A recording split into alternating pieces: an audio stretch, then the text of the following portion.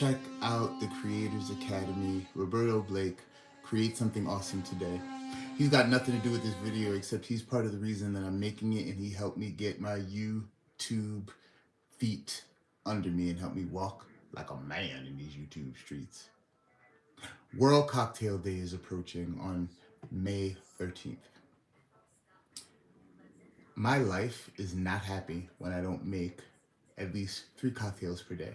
And I've not been doing that lately. So I'm here to get happy. And I'm here to dialogue with you about what should go into my drink. I've gotten a crazy amount of shipments and drop-offs of product from brands. Thank you all.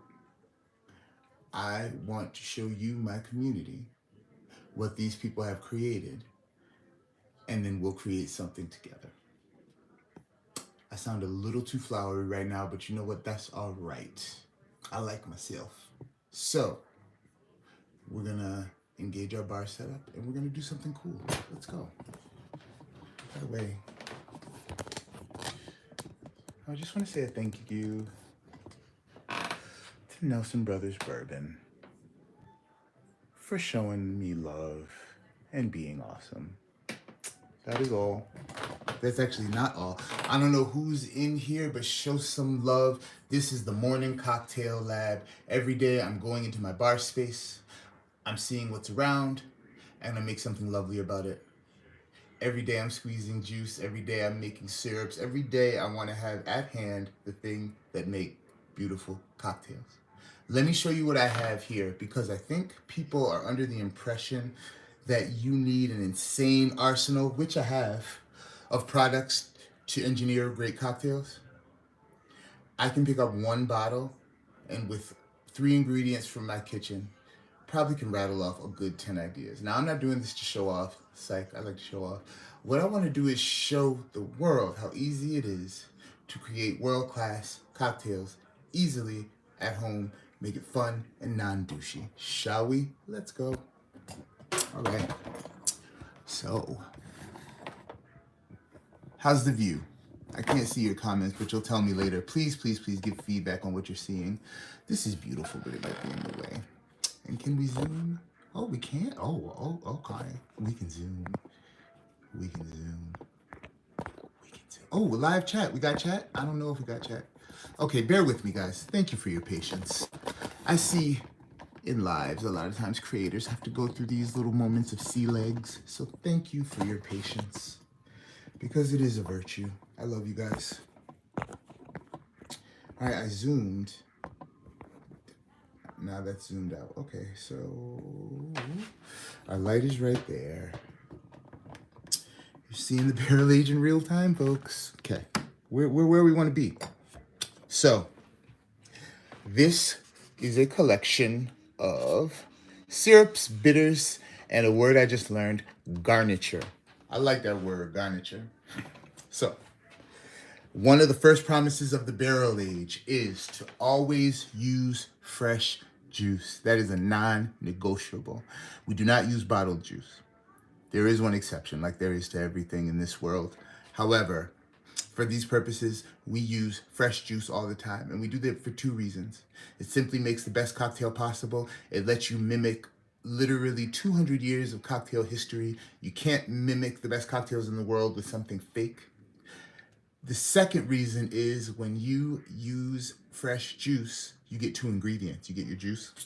You also get an oleosaccharum. Oleosaccharum means sugar, oil. You take the peels, take some sugar, put them together. You get some sugar oil. It tastes awesome, and life is good. We have here agave nectar. Now, for some reason, I've really not had many instances where I blend agave nectar with lemon juice. Why? Because it's always with lime juice. Why? Because agave nectar is so associated with the margarita and the Tommy's margarita specifically. Here we have honey. Honey is my cheat code.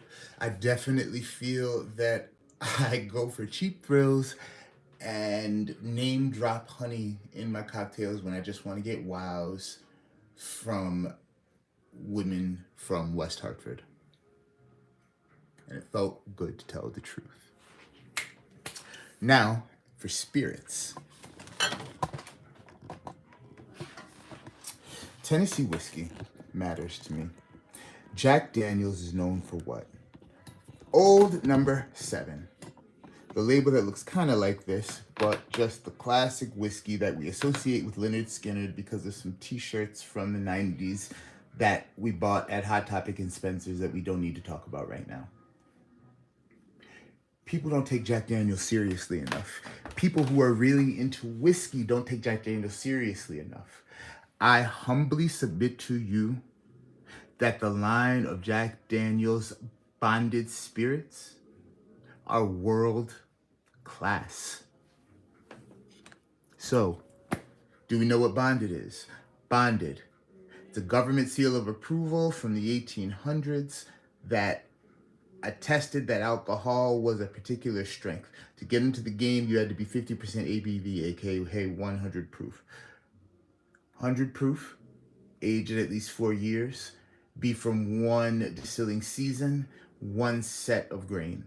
I don't know what a set of grain is, but just bear with me, y'all. Tennessee whiskey. How is it different from bourbon? There's one difference. Sour mash is what most people say. Almost every single whiskey is a sour mash, and we can talk about what that means later. The difference that makes Tennessee whiskey special is you take bourbon, which is aged at least 2 years in new charred American oak and has a mash bill of at least 51% corn. It can also use rye, malted barley, and wheat. And you filter it through charcoal. Charcoal mellows out the spirit. What I find is I can take a really young Tennessee whiskey and it'll have some sweet kind of extracted notes that you only expect from things with more age. The difficulty with that is if the spirit doesn't have enough body when it's young and you got all that sweetness, you basically got a bottle of caramel. Don't nobody want a bottle of caramel unless we ordered a bottle of caramel. We don't want no bottle of caramel for over $30. I know that much. I digress. Jack Daniels Bonded. A beautiful product. And let me give a real description and not make one up.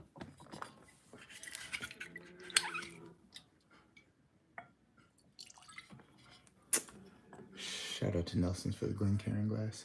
This is the best thing to put cognac in and the best thing to try with. The nose is coming to get you. There's a lot of banana in here. That's really surprising. I gotta look at the mash bill.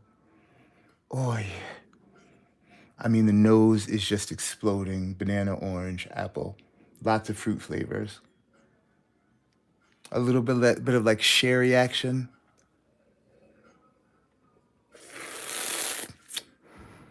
You know when you got that good heat? The heat doesn't heat the palate. It goes into your olfactory, opens it up for the rush of flavors to come. I've got leather. I've got like a nice dark chocolate.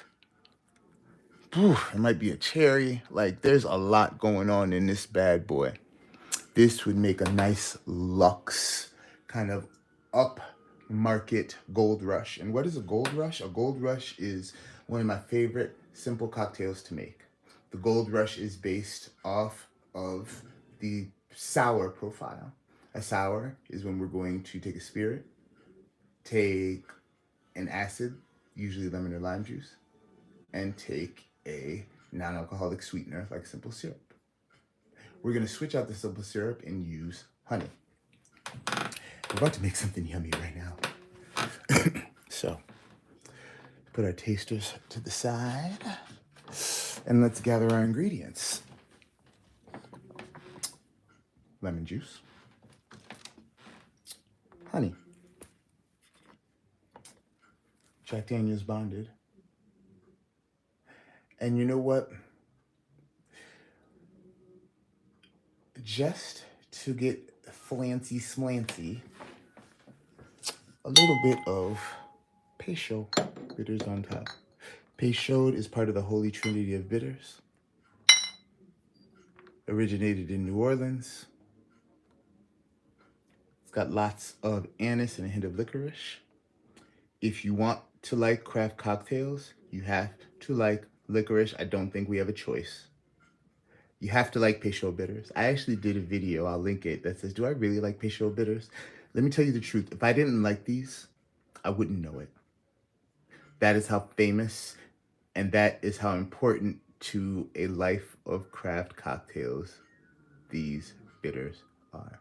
But luckily I do like them, I think. So we're gonna add that to the mix. And we're gonna kick the camera. We're then going to get our Boston shaker. And we're gonna do this right. We wanna start our cocktail in the small side. Maybe right here. That's too far over, that's okay. Bloop, right there.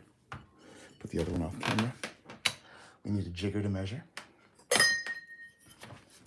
Now, let's go. Full ounce lemon juice. Now it's spilled there.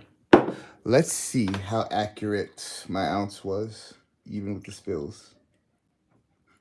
Okay, the meniscus is meniscusing. That's an accurate ounce. Now, let's try to do that again and not embarrass our entire family, clan, and bring shame down upon the house and our masters, shall we? We shall. So, let's do that again for video, shall we, just for fun, because we'll put this to the side. Because we want to have a nice, complete making of a cocktail. Let's go. 1 full ounce lemon juice.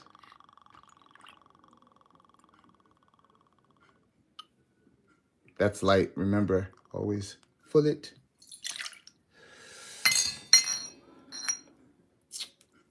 Let's go.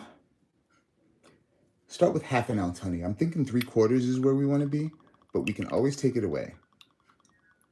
Excuse me, we can never take it away. We can always add. You can always add sweetness. You can never take it away. So start small. We're going to do a nice 2 ounce whack.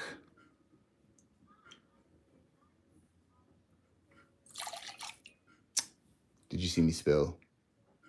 I really have to work on my proper jiggering.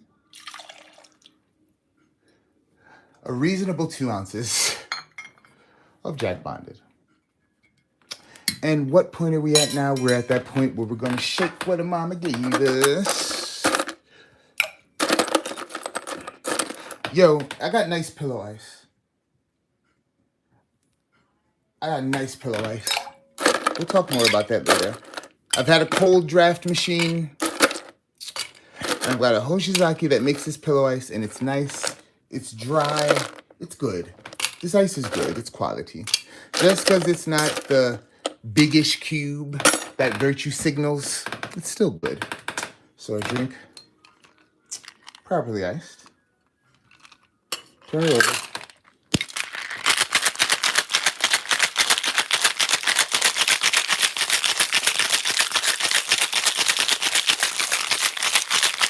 All right.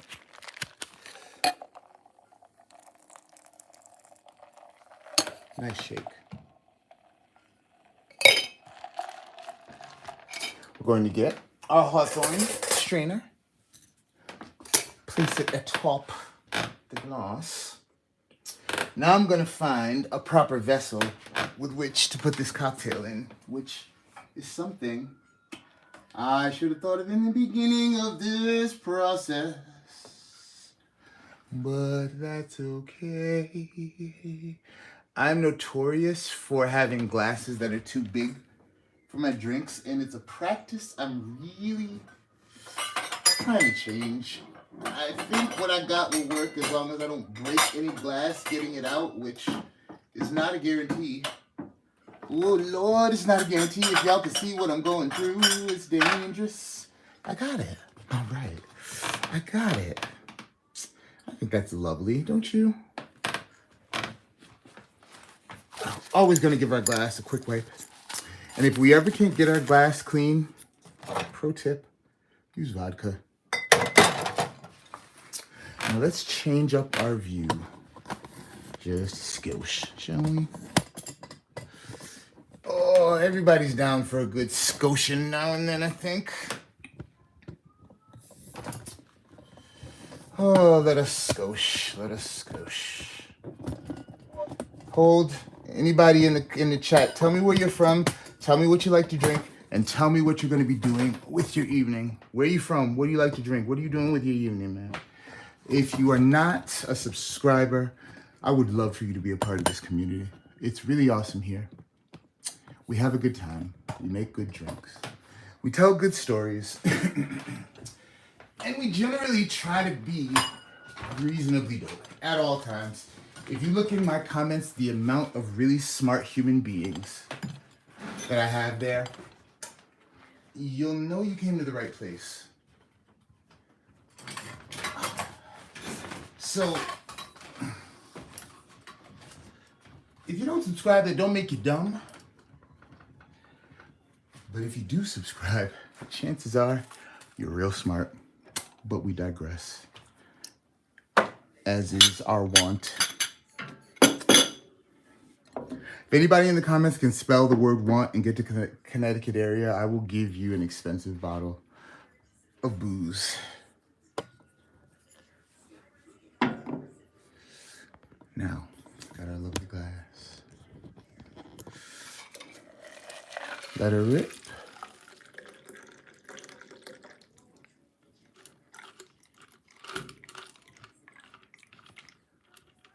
Love the color. Lynn! Shout out to Lynn.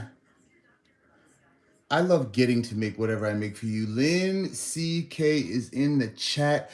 We were just here having cocktails not too long ago. She is part of the cocktail family, and she is part of the reason I do what I do and why it's so wonderful. Shout out to Lynn. Shout out to Gary. Shout out to Gary's present that he gave me. Yes, Lord, is all I got to say. All right, now let me show you the technique that I've been doing lately. So we've got our beverage here. It's whole, it's full. We're gonna garnish with Keith. Cheers. Okay, good question. Would this glass be considered a Nick and Nora? Very good question. So the Nick and Nora glass, and I think I have a classic example of one right here. You see that? That's that is a Nick and Nora. Nick and Nora were a male and female detective duo from a show once upon a time, and that glass ended up being named after them. There's some more history in there. I'll fill it. There you go, Lynn. Nick and Nora, they were a couple. They're like you and Gary. So, would this be considered a Nick and Nora? I don't think so, because this is Irish crystal. I know I sound like what I am sometimes, a blipple. This is Irish Galway crystal.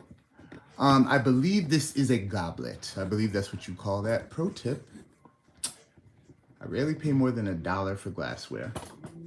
Take that with you as you go on your journey in life. There are some awesome people in the chat. Give some love to Keith, give some love to Lynn, and give some love to how I'm gonna position this lovely, oh, don't go away, this lovely, dramatic cocktail shot, because it's part of, I think my dogs have other ideas. It's always hard to get the garnish shot. So we're gonna garnish with a dried lemon. This right here will make your cocktail life awesome. Garniture. Shout out to Black Star thrift stores, absolutely. Anybody who does what we do. Let me come around here. Let me come around here. Girls, if you do what we do, hit the thrift shop. There's a song called Thrift Shop, but he does not deserve a reference. Shout out to you, but no. Anyway, this is our garnish. You can rub it with honey and pepper and do something really special for a cocktail. Even if you don't, the cool thing about dried fruit, because a garnish has to look good, has to smell good, has to add to the drink. This concentrates all that lemon flavor and all of that color. That's sugar caramelizing. We put this right on top. And my latest technique, I've been reading old books, and I've been wanting to make cocktails in an older classic style. They do dashes. And what I've been doing is dashing liqueurs and bitters right on top of here to just add a little bit of something. Hold for a moment. Let me get my coffee dasher. I sure wish y'all would stop. I sure enough do. I literally have cow dash.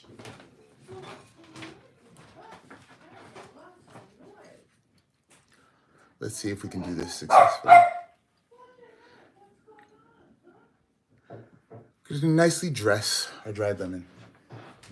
So, quickly to review, we used a Lux really nice whiskey to make a Gold Rush template cocktail. The Gold Rush is based off of the whiskey sour. It was invented by Sasha Petrosky. I am officially from the Sasha Petrosky school. Check my resume, check who I learned under. I'm from a direct lineage of the bartenders that he trained. His bar Milk and Honey in New York is the reason why we do what we do. And his cocktails were always just so. And girl, baby girl, my girl coming through. She don't want to be on no camera right now. I love you. Tell me you love me. Ew. Can you look like it? Yay, I got love and hearts and all type of stuff. My girl love me. Oh, get your ass out of here. I love that lady. Yo, Black Star, thank you. Black Star, I want to know what you into, because it's got to be something dope. Because if you talk about Nick and Nora glasses, and you know that you can get dope glassware at a thrift store, it means you're living life the right way. Now let's pay some bills. How do I pay some bills? Pro tip to anybody into cocktails. This is how you pay some bills. You get your hero shot with your brand properly, nicely placed.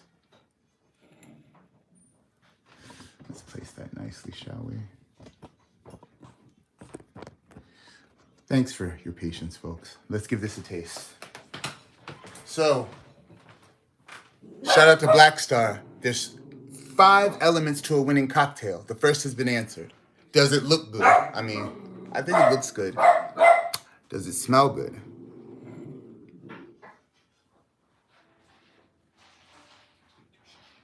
That smells wonderful. Peychaud bitters is going to make whatever's in your glass smell complex and like there's depth and character. You just better have a drink that follows with some depth and character. That's my pro tip. I just said pro tip so nasty. Babe, I just said pro tip like that. It was gross. Now, does it taste good?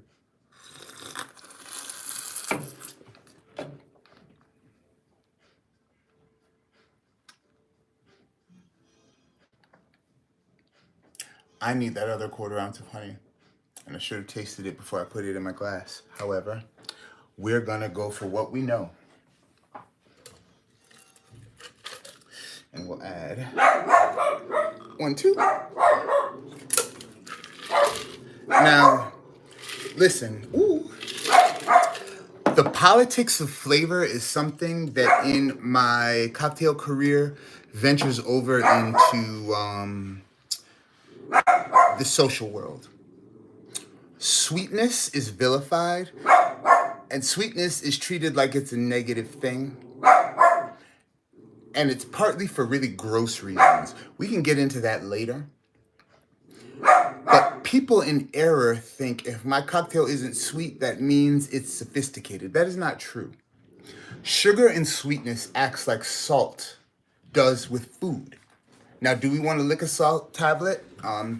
If we're a thoroughbred, maybe. If our iron's low, maybe. But in general, no. However, if that salt that we don't want to lick was missing from our food, the food wouldn't taste as good. Sugar acts like an amplifier. Another thing is, did you see how there was time between when I poured my cocktail and now when I'm tasting my cocktail? Dilution matters. And conventional wisdom says you should not wait. Think about any cocktail in any bar environment you've ever been to. It's going to take time to get to your table. It's going to sit in the shaker. You're going to have a bartender, the most accurate bartender, be an eighth of an ounce off here or there. Your cocktail has to be able to withstand that, or you don't have a good drink yet. So we've added our amplification, and if this is good, I think it's going to be. The nose explodes now. However, I don't have the facial hit I did before because it's off the lemon. So let's think about that.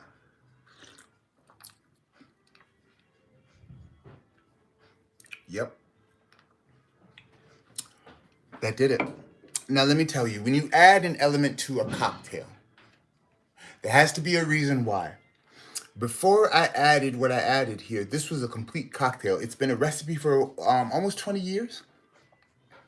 I've really become very passionate about not making signature drinks until I've run through the gamut of cocktails that are already there and already work. The Gold Rush worked by itself. I decided to add something that doesn't originally go there in it. If I'm gonna add something, there damn well better be a good reason why. It's like adding a fragment onto the end of a sentence. It better be a complete thought, and it better go with what was there before. I want to keep working on this. It's awesome. The facial gets in here and then requires something else from all the components. It's good. It's dope. That nose was good. There's something else I'm looking for in the mid palate. So we're going to work on this a little bit more because I want to perfect it because I like the ingredients. I really love this Jack Daniel's Bonded. It's great whiskey. And again, when it comes to whiskey, the best ability is availability. Buy whiskey that you can readily find so you're not disappointed and so they don't mess with the prices. Some of the stuff that's behind the counter. For every whiskey you search and seek, buy something that's readily available. And I'm a hypocrite because the bottles I just showed you, all of them are limited edition. And there's someone in this actual conversation who has booze for me that you can't buy in the store because I really want it. So don't listen to me. Listen, this is my morning cocktail. I started the day feeling so good. This community means so much to me. And the ability to create glasses of beauty that represent social currency and communicate as an international language is what is my passion. I need you to do this for me today. Drink something exciting. Eat some food made by a matriarch. Listen to some music made by Black folks. Think about the world and your place in it. The Barrel Age is all about drinks that matter. The Barrel Age is all about people who care. I care about you. Come have a cocktail with me. Peace, love, and beverages. And by the way, I was going to call y'all my quicker liquor picker uppers, but one of the smartest ladies I know said, hell no, don't say that, boy. Quicker liquor picker uppers. What question? Do you find certain flavors always hit in the same place? So you know if you want more mid-palate flavor, do you know which flavors do that?